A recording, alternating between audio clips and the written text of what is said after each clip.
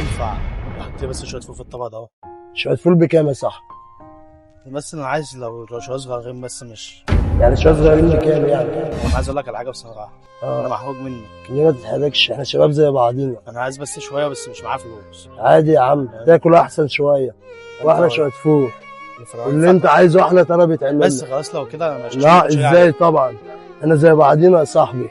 انا عشان ما كنتش اجي عليك برضه. لا يا باشا، ده مكانك ومكان اي حد معهوش فلوس. ربنا يخليك والله، مش عارف اقول لك ايه. على ايه يا باشا؟ ده مكانك.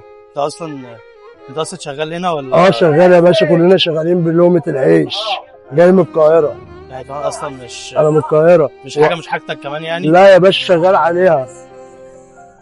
مش عارف اقول لك ايه. وطبق سلطة كمان اللي انت عايزه.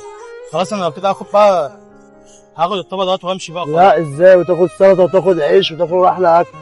يا عم اسمعني، عشان بص، عشان انا معايا بنتي الصغيره هتاكل معايا في اللي هي عايزاه جيب بنتك تقعد كمان وتاكل معاك والعيش كمان. لو في اي مشكلة ايه اللي هيجيب مشاكل؟ اقعد بس واللي انت عايزه العيش اهو. مش عارف اقول لك ايه والله. ليه يا عم؟ انت صاحب مكان برضه، عيب عليك، احنا شباب زي بعض. ما انت فهمني. طيب انت اصلا انت بتشطب صح؟ انا بشطب بس رزقك موجود.